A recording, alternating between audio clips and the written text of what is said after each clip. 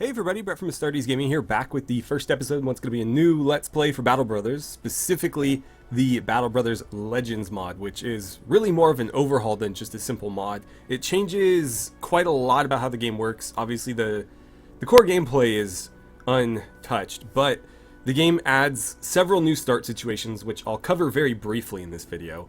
I'd like to actually get to some proper gameplay.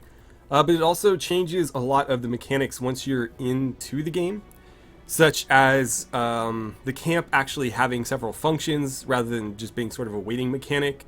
The camp actually allows you to do certain things and put character skills to use, aside from how they would typically just function in combat. It also adds a lot of new stuff to the game in terms of I think there's new enemy types.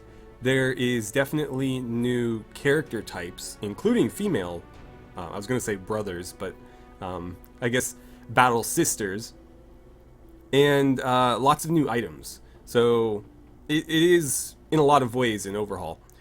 We're going to go ahead and dive on in to a new campaign, and with the Warriors of the North DLC, they've just effectively tacked their starts on to the end here, and you can see them all marked with legends. So you can play a lone wolf or peasant militia start with the legends stuff if you want. So I don't know why you would install the mod and then play a vanilla start and vanilla gameplay.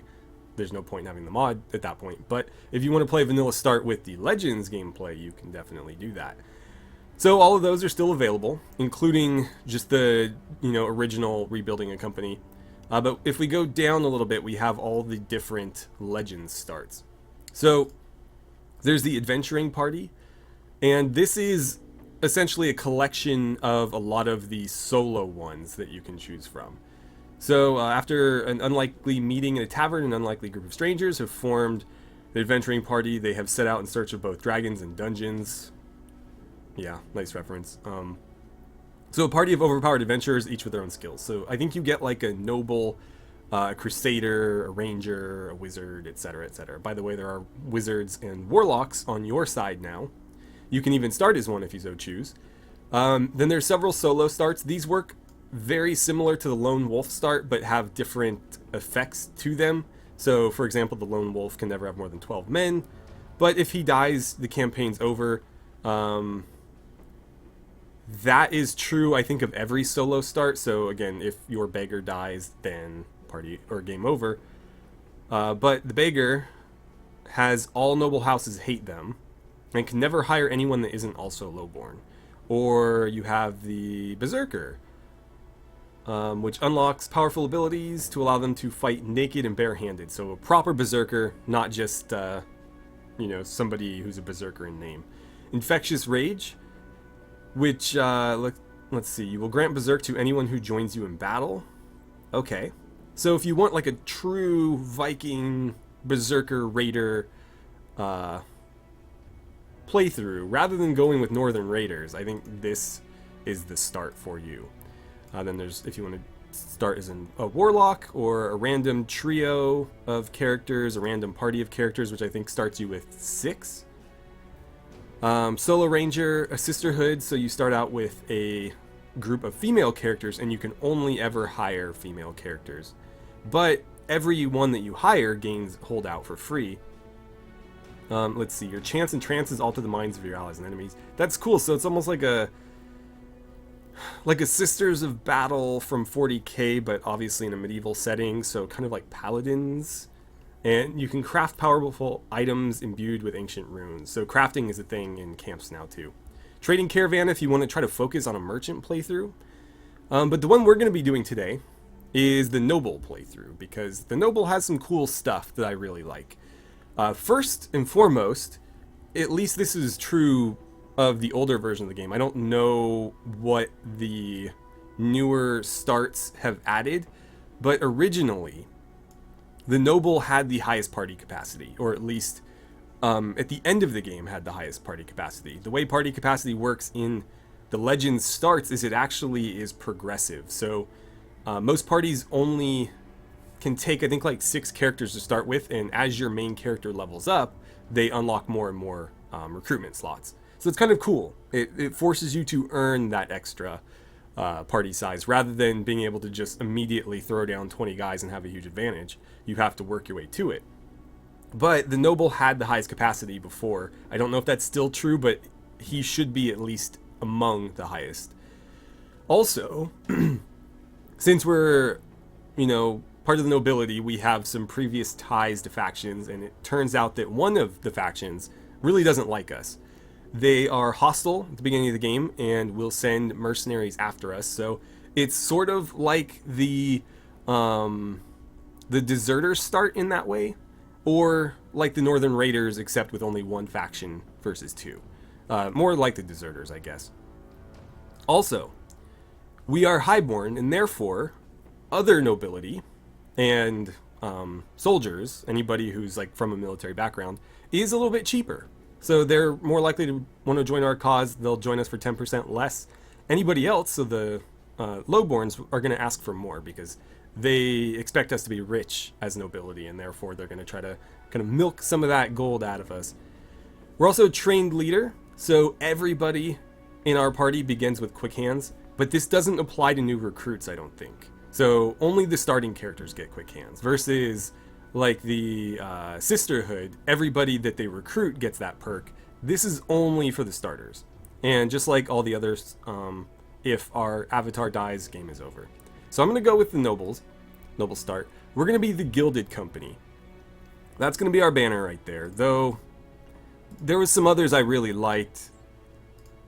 This seems like if we could start our own faction and take land, this would be great for like a king, but it seems kind of inappropriate for a mercenary.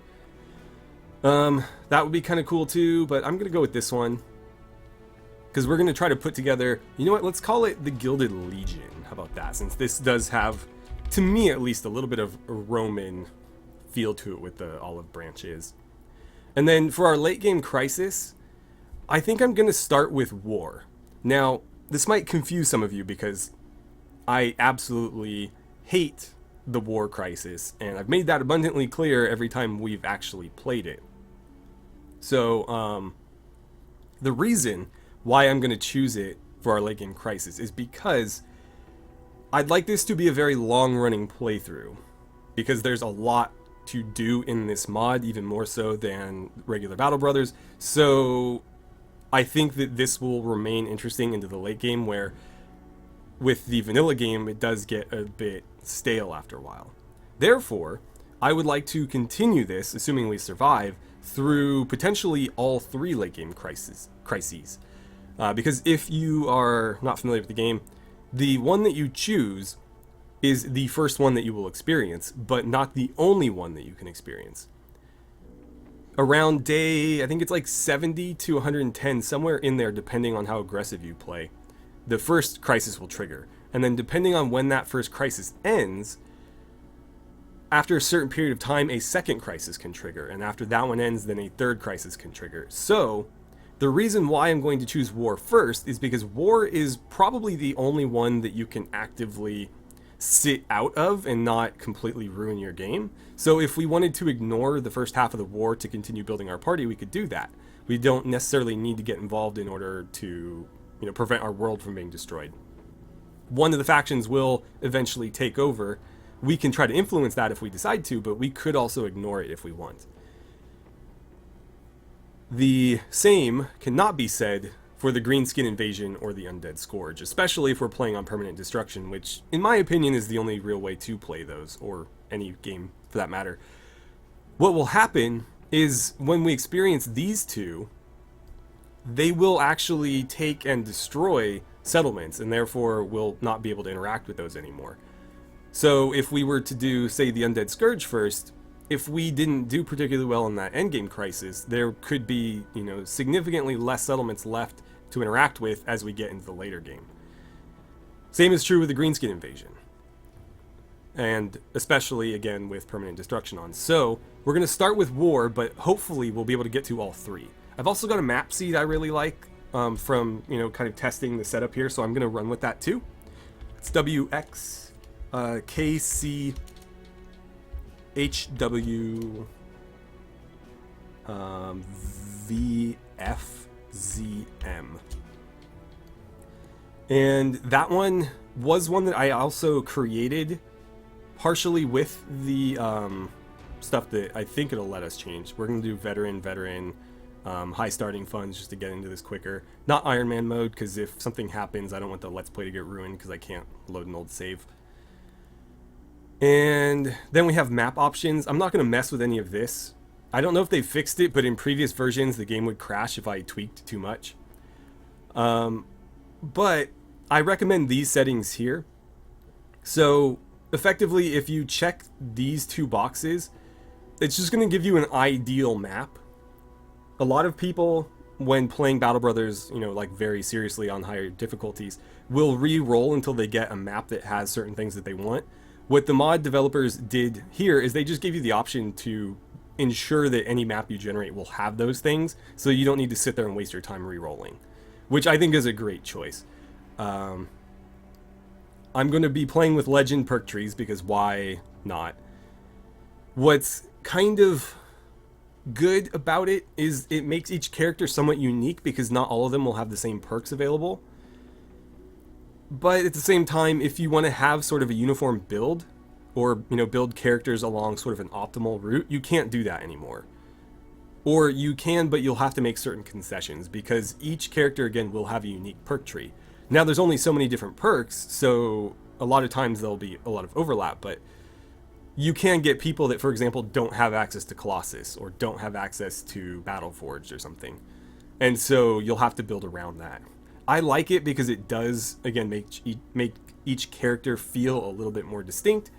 But if you do like trying to build characters as optimally as possible, then you probably want to turn that off.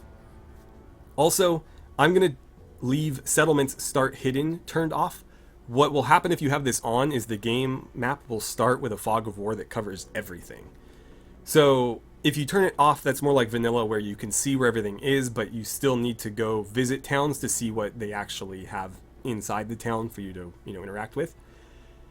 But the fog of war, in my opinion, is a bit excessive because you literally can't even see where your party is until you move, which is kind of ridiculous.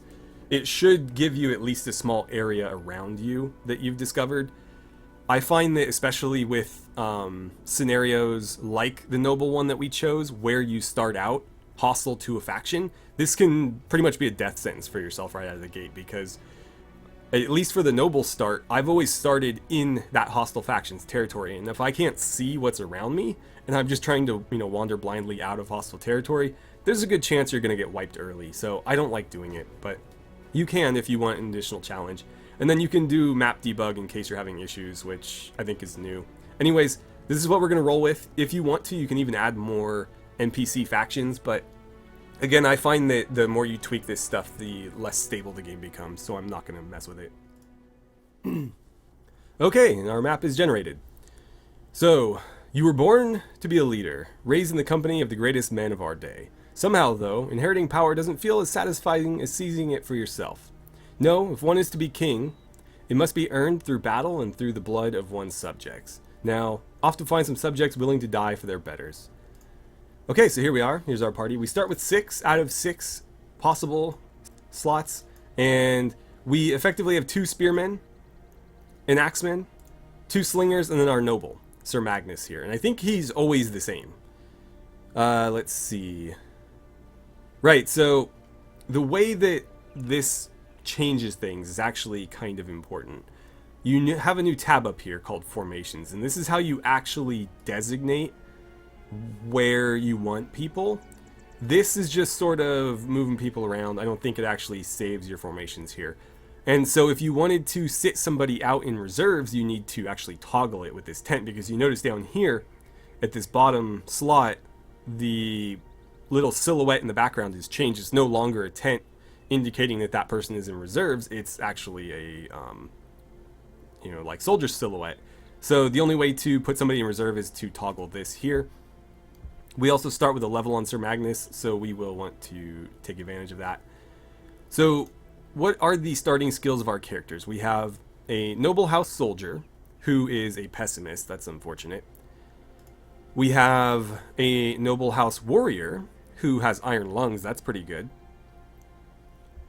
Then another noble house soldier who's a night owl and brave. I think these are actually the same every time, including the names, because I did a test, like a very brief test run, and I'm pretty sure they had the same traits and maybe even the same names. Let's see. Adler, noble house slinger. He's tough, so additional 10 hit points. He's got some talents for ranged and initiative and ranged defense, so that's pretty good. You guys had, what, health, fatigue, and resolve. Not bad. Melee defense resolve, and health, fatigue, resolve. So these two are identical almost skill-wise. Then Sir Magnus himself. He is a captain, not actually a noble, or at least not one of the nobles that you could recruit. He's the player character, so he gets an additional 10 resolve. He's loyal because he is the player character. Superstitious, so he actually, or I don't know if he always gets that, but that's an unfortunate role. And then he's dumb, so he's going to level up slower. If we can, we should try to get him. Do we have access to student? I don't know that we do. Oh, we do. Okay. Well, that'll make up for this, and we'll get 5% out of it. So, let's do his skills first. I think we'll do a 3, and +5 is tempting, but he started really good with resolve already, so it might be better to put those points into something a little bit more needed. And it looks like I don't have access to Colossus on him. That's a bit unfortunate. So it might be a good idea to put that into hit points, but he didn't roll the best in hit points. I guess let's throw it into resolve, and we'll try to do the next one on hit points. And then, again, we'll take student to offset the fact that he's dumb. So we'll get a +5 to our experience gain, which is better than a -15. And then I'm going to make a couple changes to our line here. I'm actually going to take his pike, put him in the front, let Elmer go in the back with the pike, and then give you the axe. Let's see. Which one of you has better passive range defense? 6, 7. Okay, so you also have better passive melee, though. Okay, so Bertolt's going to go in the back then. So you're going to go there. Give me this. You take that and that. You take the pike, and you take that back. Okay, so that gives us our best, tankiest people in the front. Somebody who can handle a pike, but doesn't necessarily have the best defense in the back to do that. And then obviously our range characters are pretty well spec'd for range, so that's what they're going to do. Now then, we are in hostile territory, so we need to get the hell out of here. We're going to want to head south, probably. Windfest is maybe a good place to start. Ooh. We'll have to get our renown up before we can actually take work there, but there's still a lot of towns around here, so that's not a bad place to go. We could try to get out west here, but it doesn't look like we'll have an easy time of it. And this faction actually has less settlements than this one. This one is far and away the strongest, so when it comes to the Civil War, this will probably be the one that we join, but we can kind of sit on the fence for a while before we have to actually make a decision. Let's head due south. We'll cut through this mountain range here and then maybe down there like that. Keep moving, keep moving. Now, we can't hire anybody else. We don't have the space. So we don't need to worry about new recruits for a while. That's kind of nice. Really focuses us on just improving what we already have. Ooh, direwolves. Do we want to kill them? It's only 2. 2 direwolves against what we currently have. I think we can take them, and we might get some pelts out of it. So in case it wasn't obvious from the skill trees I showed you guys, these slingers are pretty useless, by the way. But in case it wasn't obvious, there are a couple of unique or new skills that have been added to the game as well. And some of them are actually quite cool, as we'll see.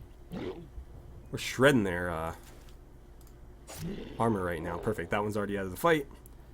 Unfortunately, you can only attack that one. So I guess, yeah, just try to kill it, and then I was hoping that would maybe break his morale. Yikes. That's what I was worried about. So you wait there, please. But one of them is Spear Wall. Or something to that effect. Not in the same sense as like the ability you get with your actual spear. Not this one. There's a trait that your characters can get that will actually improve their ability to Spear Wall. So I think the idea is to make spears much more viable into the mid to late game, which I think is great because after the early game in vanilla, they're complete trash. Okay, well that was pretty straightforward. But yes, they're pretty much garbage once you're out of the early game. And so I really like the idea of making spears more viable. Oh, too late. We could try to pick up some armor here. By the way, as you visit different settlements, depending on what those settlements have, you'll unlock new potential upgrades for your camp. And that's something we'll look at in a bit. But we've just unlocked training. So if we do our camp, this is what we've got right now. We don't have the repair tent upgrade yet, but we could potentially add it. So I don't recall how this works, but we can dump stuff in here. And that's going to use up our tools. So that's going to repair that shirt. Out here we have a patrol station, which isn't upgraded yet, but we could put somebody on patrol. Healing. We don't have anybody assigned to do our healing, so that's something that we should consider later. We can rest, etc., etc. We also got the commander's tent. I don't remember what this does. So I'll have to kind of play with this as we go. I think this is where we actually assign the workers. But nobody is really going to be very well suited to any of this. So for now, we'll just leave it be. But obviously that is much, much more expanded upon compared to vanilla. I think I do want to wait here a little bit, though. So let's go into rest, I guess. Oh, I have to rest an individual person, right? We just want to camp. So we're going to sit here until dawn. And then head into town again so that we can visit the shops. Dieter healed 8 points. Great. I want to see the armor. So what do they have for us? Chainmail would be much appreciated. I can't see how much that is. That is 6? That is a bit overpriced. But it might be worth it to make our frontliners just a little bit more resilient. Also, they're willing to pay me a lot more than that's worth, so I'm happy to do that. We've got wine, which is technically provisions. I'm going to sell that too, because again, they're willing to pay me more than it's worth. We will need to buy food though. It might be better to go with some padded leather right now. So I could go chainmail. But then that's going to leave me, like if I do chainmail and maybe this, it leaves me with about 1,000. Let's do it. I'm going to grab that. I'm going to grab that. And then I will grab some padded leather. That's a bit too much to spend this early, but I really want to protect the guys that I have because I can't recruit any more until somebody dies. I'd prefer to just keep the ones that are already alive. And let's see, which one of you deserves? You're a little bit better, I think. Whoops. Put it there. Put that here. But anyways, yes, I'd like to keep these guys alive, and rather than constantly replacing them, just keep leveling up the same ones. Is there anything in here that we need? Well, food, obviously. We'll grab these two. That'll be enough, and we'll sell that to get us a little bit more cash. Tools also work they don't work differently in this mod. They just have a little bit more variety. So there's still the regular tools and supplies that you're used to. They're still worth the same amount. But there's also small tools and supplies. So this will give you 20 tools when you buy it. This will give you 10. So if you don't have like 200 gold, you can still get tools. You just, get half as much. And ooh, a tower shield. Yeah, again, there's new items as well.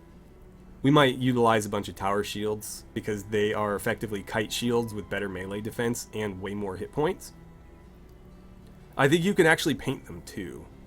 This one's obviously painted with a particular banner's heraldry, so I think we can actually apply ours to it. I know that the game has those files, I just don't know if or how to necessarily get them. Oh, we could have got more chainmail for like nothing. Bummer. Well, we'll keep that in mind. But we should try to find some work. Oh, we unlocked fletching too. Cool. Let's head to Stoll. That's going to be the closest place to Windfest that actually does have work available. And from there we could go to Eggern Sand, or Trockenberg won't have work for us yet. What is our starting renown, by the way? Oh, we're already at professional. Okay, so as soon as we get the ambition to be able to start taking jobs from walled cities, we should probably do that. Okay, so they do have a job. What do you want me to do? 220 crowns to find Cemetery of the Poor somewhere. Not far to the east. Okay, yeah, sure. Easy enough. So where is this then? Right. So we can try to enhance our camping skills more, discover the unknown, plunder it. So I'd have to actually attack the location to complete this. I'd rather get paid to do that. So it might be better to wait until we can double dip on that. That's going to be a while because that's going to take several level ups before we can actually do that. It's not as easy as it was in vanilla. Let's do this, because that should be pretty easy. So it said straight out east, right? Oh, we got it. Okay, so there it is. Let's head back. It'd be nice if they gave me a quest to clear it. Cemetery of the Poor. Okay. Anything else? No, that's a bummer. Anything in your market? Some proper shields might be a good idea. Yeah, that's not a whole lot of money. So let's grab those. And we'll throw them on you and you. Those bucklers will probably just sell. I'd like to get some knives or daggers too so that we can try to farm armor, but right now it's probably not the best use of our money since we have, you know, other needs. Maybe one of these other villages will pay me to go clear that.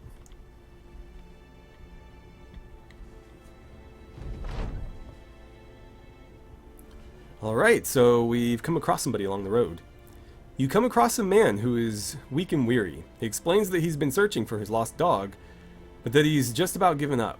Before he heads home, he wonders quite loudly if maybe a night's rest in your camp could help him find the energy to seek out his mutt for one more day. Sure.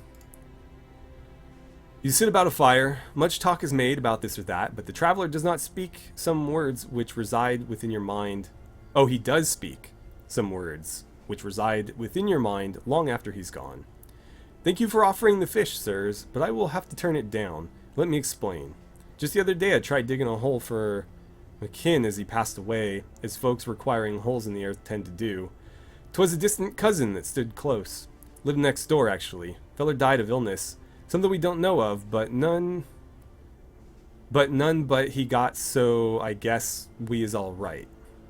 Oh. None but he got it, so I guess we is all right. He was all green when he passed. Y'all know what that might have been? No. No? Damn. Well, anyway, I dug his grave for him, as he surely wasn't going to do it himself. I got far into the ground when I come across a big old stone. Pick hit it hard, broke the shaft in two, and made chalk of my pickaxe. I said, horseshit. I've gone too far to stop here, so get out of the way, stone. But that rock had bones on it. In it.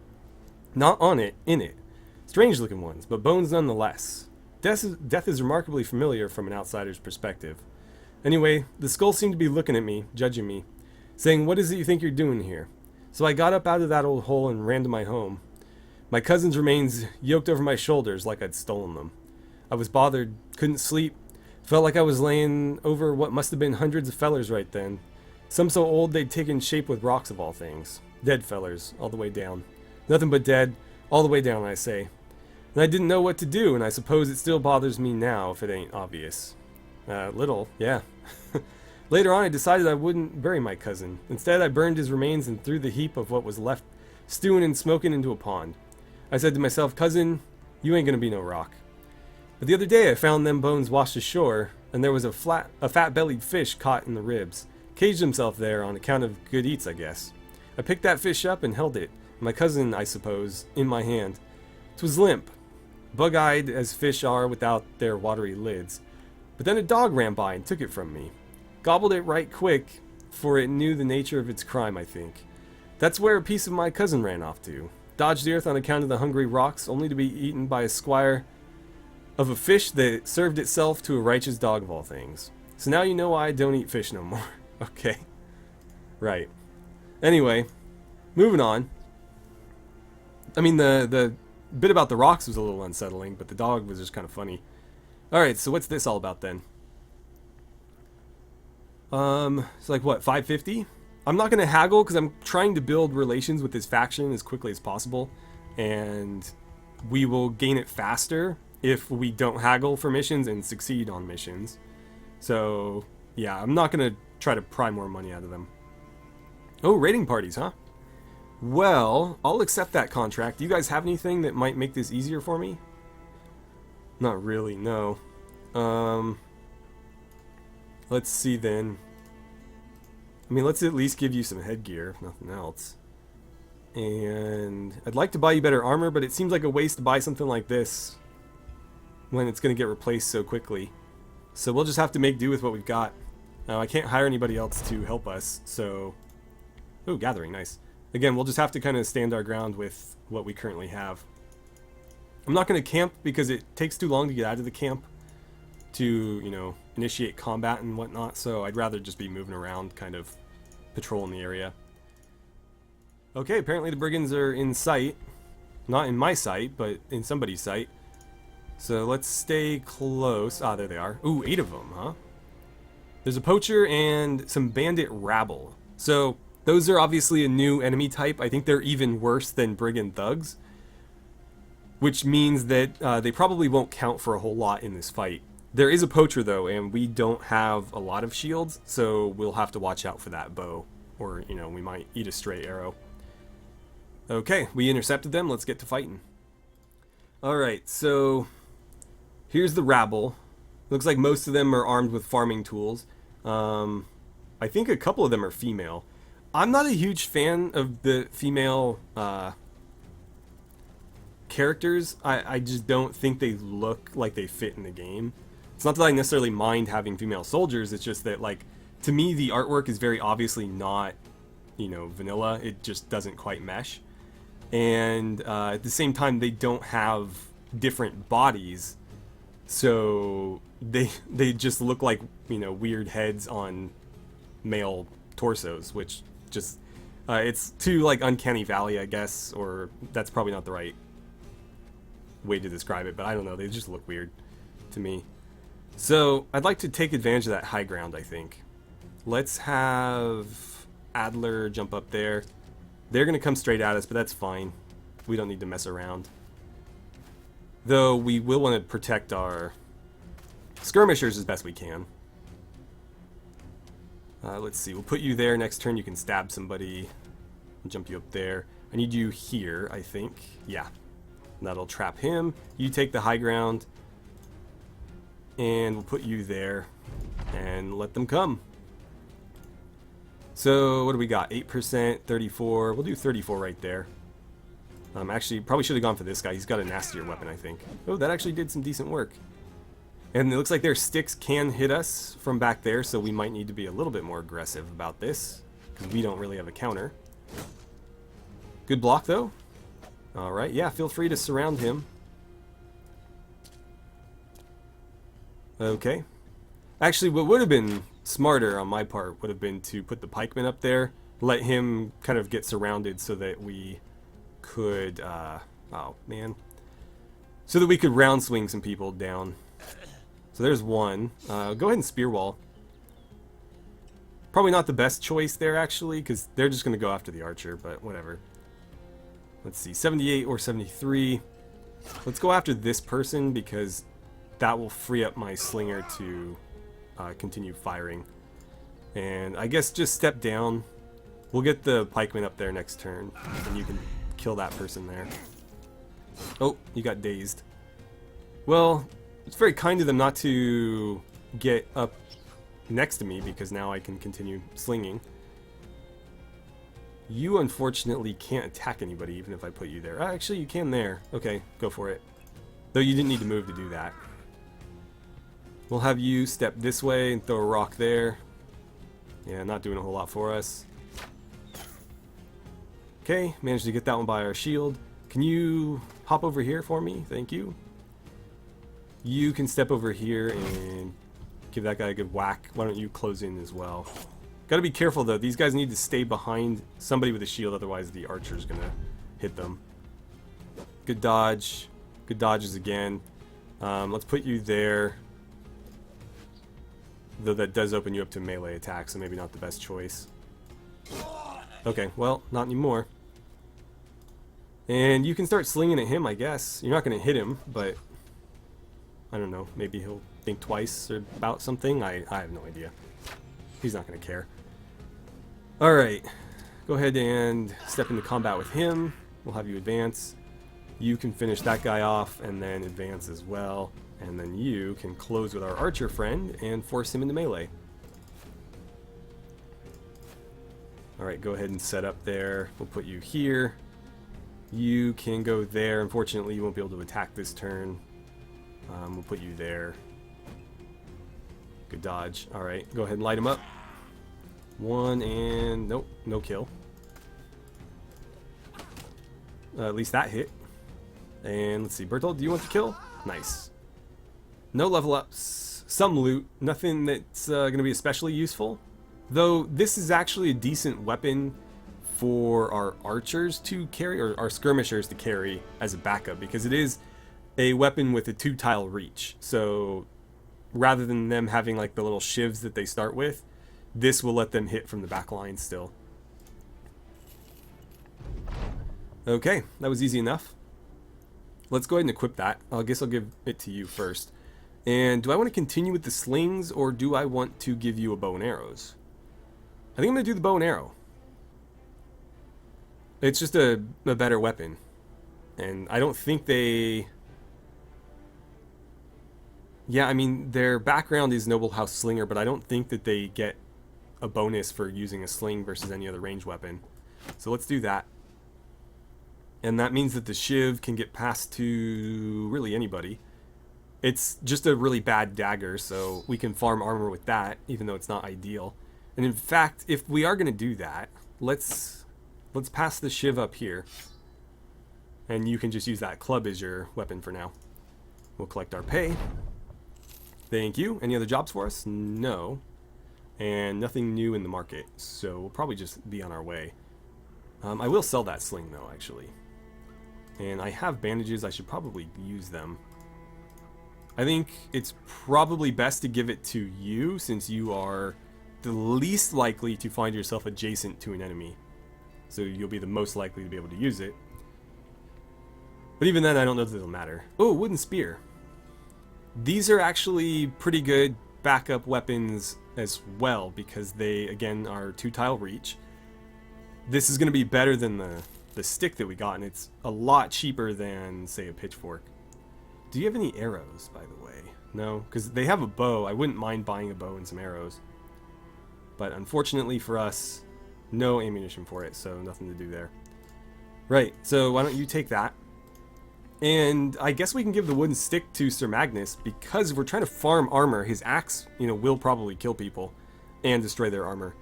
So we can switch to the shivs, and he can just spam stun attacks. And that should work for us. Okay. I think we're done here. Trockenberg's not going to have work for us, especially considering we do not have the ambition to unlock that yet. So we could go back to Stoll.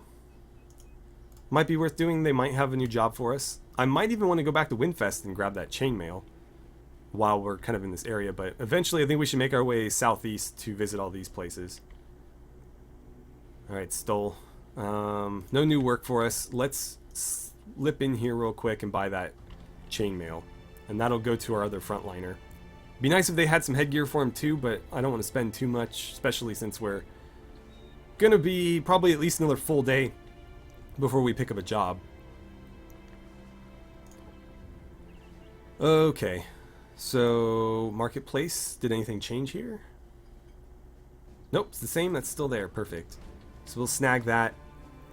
I think, you know what, something like this might not be such a bad idea. Let's get the one that's in a little bit better shape. And then we will equip those. So, Dieter, you can have it. Then we'll give you the heavier armor. And I guess that means you can have an upgrade. And we'll give you a hat so that you have something at least. Sell this, and that's probably all that we want to do right now. I could snag some cheap small tools. Yeah, we do have some damage stuff, so that'll bring us up to 14, which will give us enough to do something. We unlocked scrapping as well. You can scrap items that you don't want to turn them into things to craft with, I think. Or it might give you some bonus to your repair. I don't recall which it is, but we'll play with that mechanic eventually. Okay, Copenhagen. Got any work for us? Oh wow, lots of work. Great, let's check the marketplace before we take any of that on. They have a short bow, which is kind of overpriced, and again, no arrows, which is disappointing. A lot of armor though. I feel like just in general, the markets carry a lot more stuff, which I really like. I'm going to sell this, I think. It helps carry additional supplies. So, +3 stash spaces. If you remove the bag spaces at the bottom of the stash will be lost. So what this does is if you put it on a character, it gives you more slots here. Which I'm not really worried about right now. So I'm just going to get rid of it. Let's see. Food is probably wise. Spoil in 8 days, 7 days. I'll take this. We'll take 2 of those actually. And there is another wooden spear here. You know what? I will take that in favor of whatever that dumb stick was that you have. Actually, that does more damage. Oh well. I'll sell it. And oh, we at least made a 1 crown profit on it. Some good helmets and stuff here too, but I don't want to spend all of our money. So let's see what these jobs are about. This is a delivery, 100 crowns to do what? Erzberg, about a day to the east. We'll have to see how close that is. This is a 2 skull mission, 550 to do what? Escort a caravan to Tandorf, 2 days to the northeast. I'll see about that. I don't like those missions though. 500 to do what? Find Ancestors' Sepulchre somewhere to the... Okay, so Bronze Flats to the east. A long way to the east. Well, where is this place? Erzberg and Bronze Flats. Let's find those. Oh, we got Barbering. Cool. Which means I think we can eventually do that in our camp. So there's Erzberg. That's really easy. Bronze Flats is here. The shame is that I can't take 2 missions because it would make a lot of sense to do the delivery and the discovery quest. But I can't do them both at the same time. And if I do one, then I have to come back to do the other. Because otherwise I would just say, let's go to Erzberg and go from there, but... Bronze Flats is pretty close and this is paying better, so let's do that. It says a long way, but I wouldn't call that a long way. It's right here. And what's going on here? While walking around the streets of Copenhagen, you come upon a crowd standing around a hanged man. He must have been some notoriety. The folks are muscling one another to try and get a turn to cut a toe or a finger off as a sort of hanging heirloom.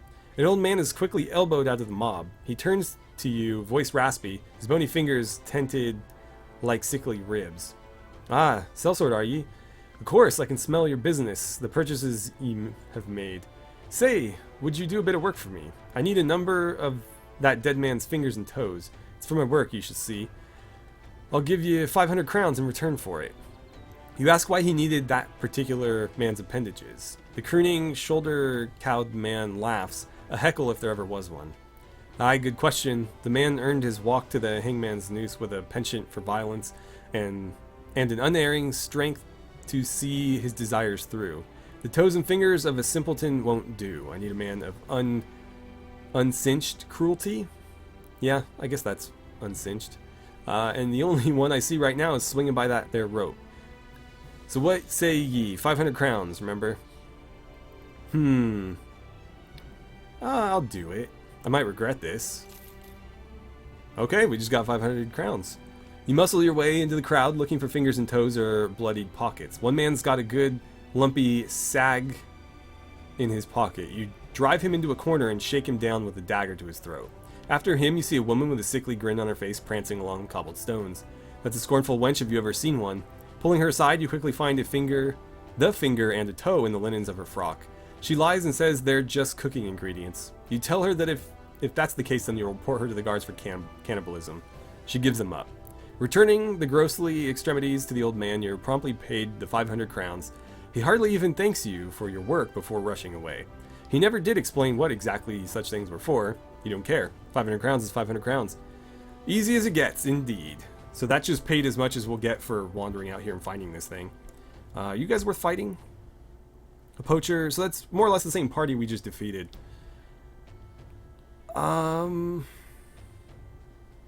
I guess. I mean, if they don't outrun us, it's good experience if nothing else. We got him. Okay.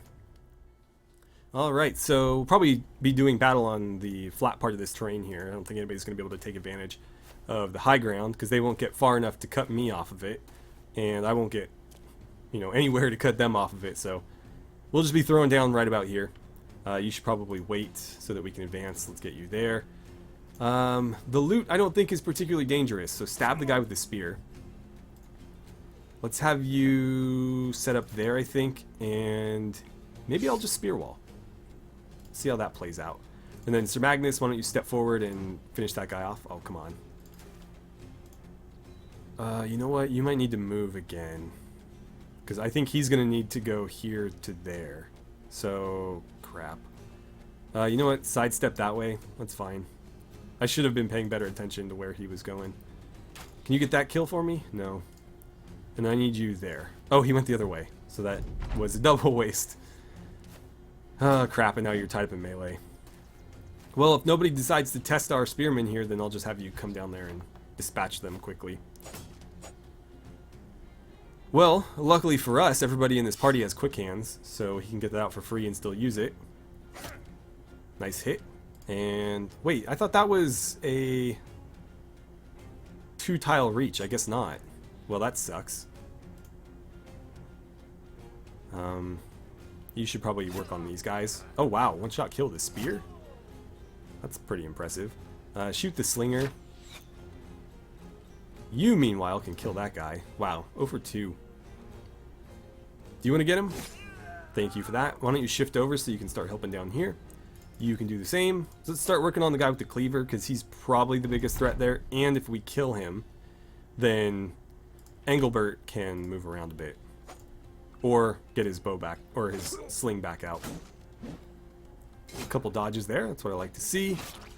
Ooh, yeah, that's what I was worried about. Can you please hit that slinger for me? Thank you. That hit, but it didn't do anything. Okay, cleaver's gone.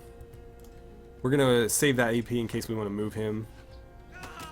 Oh no! Did you die? He killed Engelbert with a rock. Wow. That's really disappointing. Get in here so we can dispatch this guy quicker. Or not. Okay, can you get him then? Nope. Not quite. Good hit. How about another? Can't believe we lost somebody. And I don't know where I want to put you. Right there is probably just fine. Okay. One more hit, please. Thank you. Good kill. Let's save that AP. Keep working on this guy up here. And then we'll start moving you in this direction. Why don't you shift down to engage that guy? That's a good hit. You can jump in there. And you shift up so that you can attack next turn. Let's see. Get right there so that nobody's in your way. Oh wow, you still almost friendly fired us. There we go.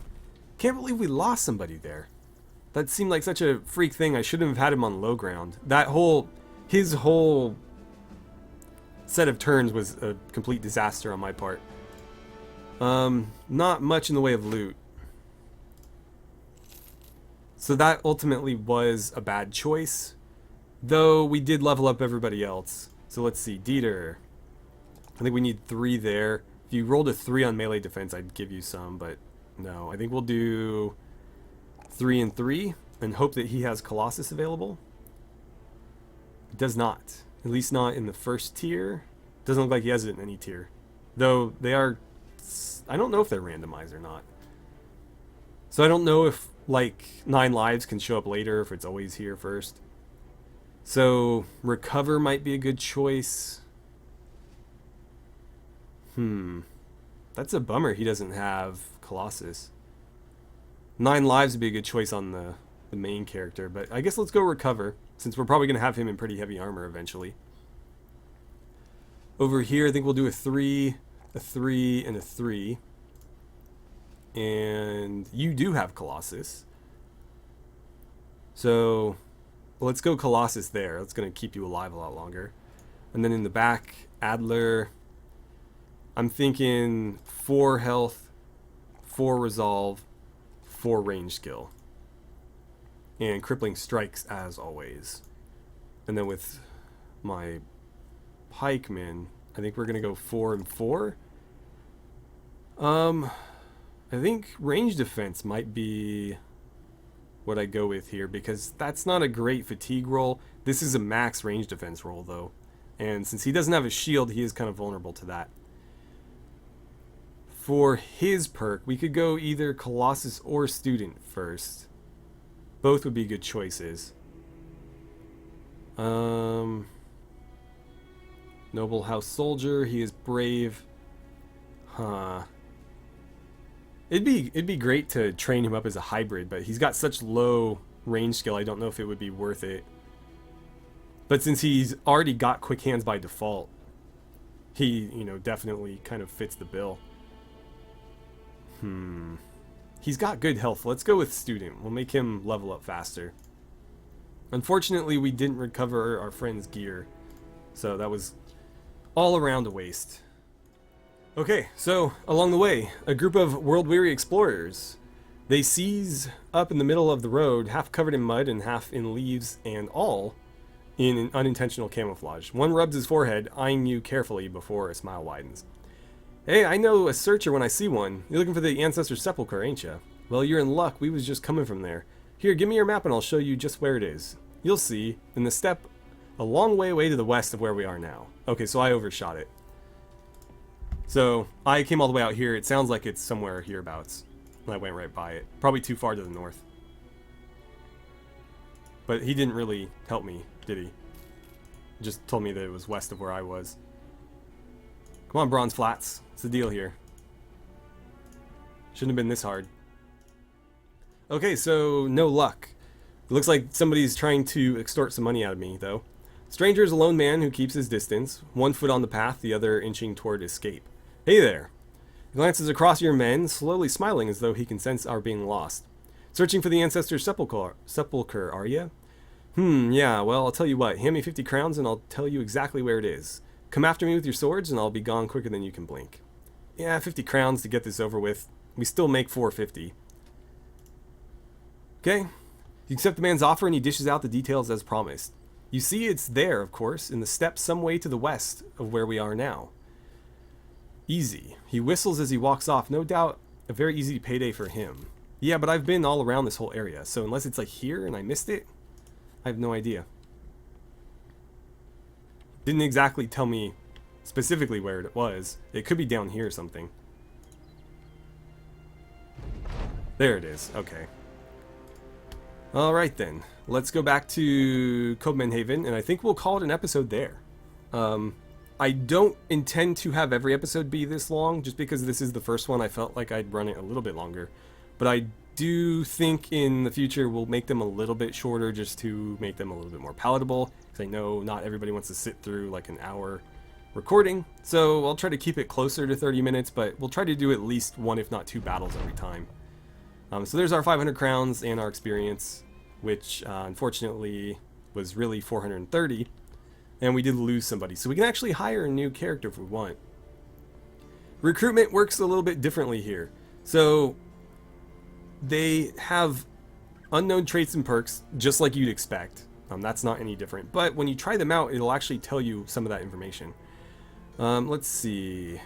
Walter the Conscript, huh? We don't know what you are beyond the fact that you're part of, or you're a militiaman. We've also got Wendell the Apprentice. An apprentice would be helpful, actually.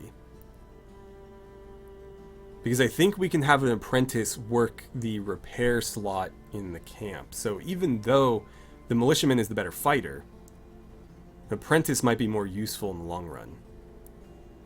So let's grab him. We could try him out, but for the amounts we're spending, I'm not that concerned. When I'm hiring somebody like this for, 3,400 crowns, then I'll try them out and make sure they're actually worth bringing on. Because you don't want to hire like a hedge knight and he's got bad traits or something. But again, spending less than 200 crowns on somebody, who cares? He'll probably be dead not long from now anyway. So, sure footing and plus 10 experience gain. He's got a ton of potential for melee skill. This guy's actually pretty damn good. Not a whole lot of potential for defense though. So let's leave you up here in the front, and we'll try to get you outfitted with something. Maybe some better armor, if we can find it. I didn't spend a whole lot on him, so I can spend more equipping him. The Gambeson's not bad. Price isn't terrible either. Ooh, a tower shield, huh? I think that's a bit much, though. First of all, let's sell this junk. I'll keep the shank. Probably going to ditch the hood. We'll grab a Gambeson. We'll grab an Akaton cap. We'll grab a shield. And do I have a spear for him or anything? No, I don't. So we'll have to get him something. We'll give him the shiv as a secondary. Let's sell that. And I will buy him a damage spear, I guess. It'll save me a bit of money. I think spears are fine. They're a little bit better in this mod than they are in vanilla, and for this stage of the game, they are completely adequate. Let's level up Sir Magnus too, and then we'll call it a day. I think we're definitely going to do 3 and 3. I'd like to get him some range skill, but he's been rolling kind of bad. So I could give him some extra fatigue or even higher resolve. And it would be a good idea to try to get him to as high resolve as possible. Yeah, let's take another 5. That is a max roll after all. Okay, so now we can choose from either tier 1 or tier 2. I think 9 lives is a good call, but I don't see him being in a situation where he might die anytime soon. Dodge would make him a little bit less vulnerable to range attacks, but his initiative isn't the best. And I think that's before it factors in the armor penalty. No, okay, that was after. But still, with initiative that low, I don't think it's going to matter. And in heavy armor, again, I don't think it's going to matter. What else do we have? Sprint, Composure, Onslaught. Onslaught's actually pretty good. So, this grants a 50% chance to apply daze on every hit with any weapon when your initiative and fatigue are higher than that of your opponent. So, frontliners, it doesn't really make sense to give to them, but the people in the back that don't really wear heavy armor or accrue a lot of fatigue, this is great because you can effectively have archers that just sit there and debuff anybody that they hit. So pretty good. And coupled with crippling strikes, there's a chance that you daze somebody and give them an injury. So yeah, it can be pretty nice. Gifted might be a good call, especially since I don't think there's a level cap in this. Or if there is, it's like level 100 or something. I don't think it caps at 11 like the base game does. So, Gifted would be a good idea. Because if there's no maximum number of perks, then it's not really a wasted one. And a lot of people like Gifted anyways. So, I feel less bad about taking it if there's, again, no real limit.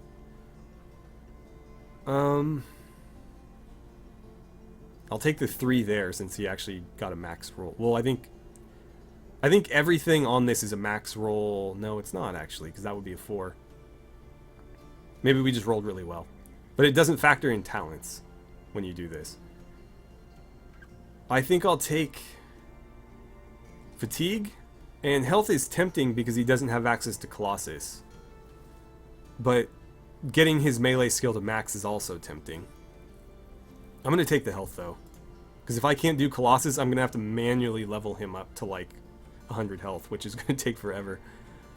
Right, so I think that's where we'll leave it for today. Hopefully you guys are enjoying this. It's something a little bit different from our typical Battle Brothers Let's Plays. And I'm hoping that in the long run we can expand on that even more. So first up we'll have the Civil War, but that's, you know, still a long ways away. After the Civil War, we'll either have an orc invasion or an undead uprising, and we'll deal with that. And we'll try to go, you know, day 300 if even possible, and go through them all. Because we have access to, let's see what the biggest number possible is. So perks, no, you. So +2 and +4. We can also get a +3 and 5, so 8, 14, 21. So we can add 21 on top of what we already have. So 27 characters, if I'm reading that right, and adding that correctly. Which is, yeah, basically this whole thing right here. Filling this whole thing. So we can have a massive army, as big as if you watched our last playthrough, if you're familiar with the Civil War Crisis, when you do the big battles between the noble houses, we could field an army of that size all on our own. We probably won't get to that point by the time the Civil War kicks off, but down the line we might be throwing, you know, 25 battle-hardened veterans at a giant army of orcs or something. And I think that'll be a lot of fun. I'm going to be playing a little bit suboptimally here too, because I want to roleplay and have our army not really min-max. We'll try to decide how we want to spec everybody, but I wanted to do something like almost like a Roman legion, where we have, like, I was thinking like swords in the front and pikes in the back, or pikes in the middle and then ranged in the back, but I don't know. We'll have to kind of play with that, because the equipment in the game doesn't necessarily fit that perfectly. We could do maybe like a Swiss Guard type of army with, like, you know, halberd formations and pike formations and stuff like that, and, you know, the big two-handed great swords in the front or something. I don't know. Feel free to suggest whatever you like though, and we'll try to figure something out as we go along. Anyways, thank you guys so much for watching. It's good to have you back for another Battle Brothers Let's Play, even though we are still playing one and literally just ended another. It's still always fun to start a new one. I'm excited for this one because the mod adds so much and changes so much. I think this really will be fresh compared to what we've been doing. So thank you again for watching, and I look forward to seeing you guys back here for episode 2.